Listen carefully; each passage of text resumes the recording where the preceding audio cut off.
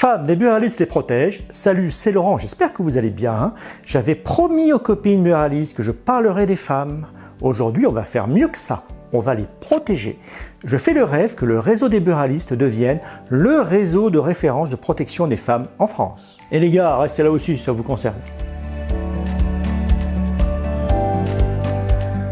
Il y a plusieurs années, j'avais été interpellé par une série d'articles sur le harcèlement de rue. J'ai voulu vérifier en posant des questions à des amis, à des copines, et là, beaucoup m'ont raconté leur vécu et des mésaventures désagréables et angoissantes.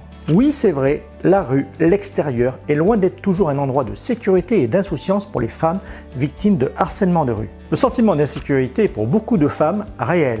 3 Françaises sur 4 reconnaissaient avoir été victimes de sifflements ou d'agressions verbales, voire physiques dans la rue. Ça vous paraît énorme ? Demandez-leur. Elles vous raconteront comment elles craignent de se retrouver seules le soir sur un parking. C'est le cas de 3 femmes sur 4. Comment elles redoutent les rues désertes le soir.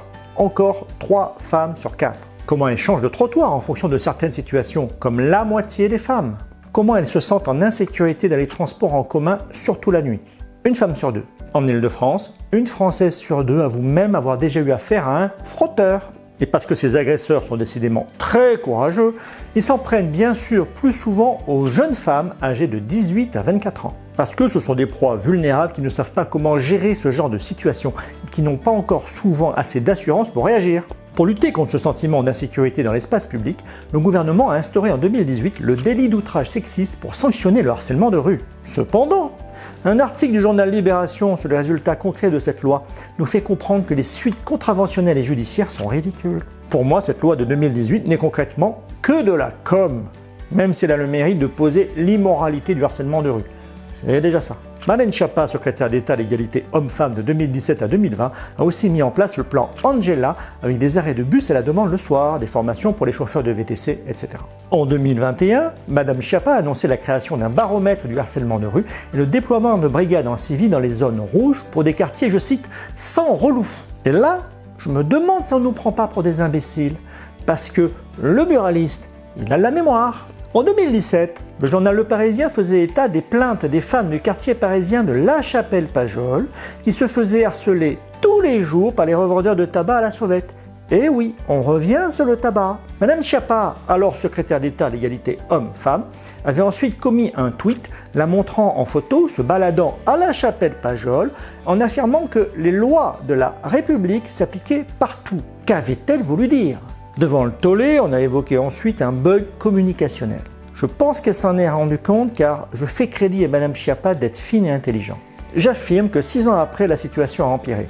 Vous, buralistes, vous savez que des quartiers entiers ont été envahis par ces revendeurs de tabac à la sauvette qui ont toujours les mêmes comportements délétères. Vous pouvez retrouver dans le Bural TV spécial trafic de tabac du 22 mars des témoignages et des preuves du harcèlement de ces trafiquants à l'égard des femmes. Dans le reportage Bural TV diffusé le 24 mars, vous pouvez voir le maire de La Courneuve qui parle de l'insécurité des femmes liées aux revendeurs de tabac dans la rue. Cet élu très courtois utilise le terme euphémisant de comportement déplacé.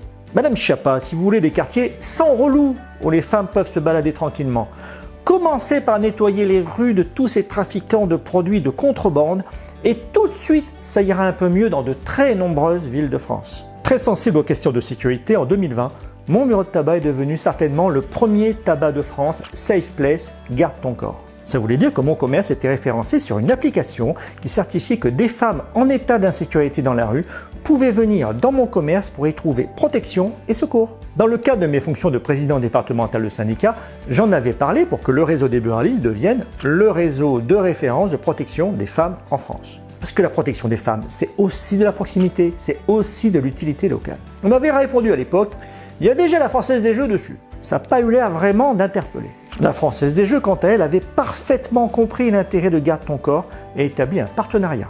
Ainsi, des buralistes de Nantes et de Lille, notamment, sont devenus Safe Place. Ce partenariat continue. Bravo à la Française des Jeux d'avoir percuté et compris. Garde ton corps a changé de nom pour devenir Humay. U-M-A-Y. Vous pouvez télécharger l'application Humay, mais à ce jour, sur les 6000 commerçants Safe Place Humay en France, il n'y aurait que 150 buralistes. Alors d'abord, bravo à eux, ça veut dire qu'il y a 150 buralistes qui veulent protéger officiellement les femmes en France. Merci à tous ces buralistes d'avoir compris. Vous êtes des buralistes extra, mais pour moi c'est trop peu. 150 en 3 ans, c'est ridicule. C'est pour ça que je rêve que le réseau des buralistes devienne le réseau de référence des femmes en France en faisant adhérer un maximum de buralistes à l'application Humay. Allez tout de suite vous inscrire sur le site humay.fr. C'est gratuit et devenez commerce de protection Safe Place. Alors c'est gratuit, mais si vous voulez participer financièrement, ne vous en privez pas.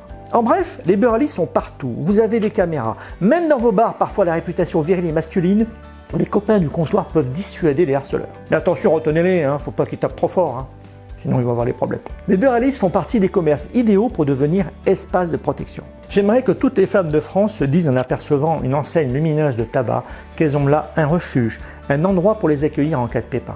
C'est encore plus important pour toutes celles qui ont vécu une agression traumatique, comme on l'a vu dans l'émission Bural TV de lundi 27 mars sur le stress post-traumatique. Au-delà de l'utilité citoyenne évidente, ça peut aussi aider à la transformation des buralistes. Changer les meubles des tabacs, c'est bien. Mettre de nouveaux services, de nouveaux produits, c'est très bien. Ça aide à transformer l'image des buralistes. Que le réseau des buralistes devienne le premier réseau de France de protection des femmes peut aussi aider les buralistes à transformer leur image auprès de la population, à accroître l'impact du message de proximité d'utilité locale. Pour le bien de toutes et tous. Allez tout de suite sur le site humay.fr. humay.fr. humay.fr. Faites de votre commerce une safe place, une place de protection pour les femmes, mais pas que. Et voilà, c'est fini pour aujourd'hui. N'oubliez pas de vous abonner sur notre page Facebook Bural TV. Comme ça, vous avez l'émission dès 6h du matin. Et on se dit à demain pour les nouvelles aventures du monde impitoyable des buralistes. Belle vente, je vous embrasse.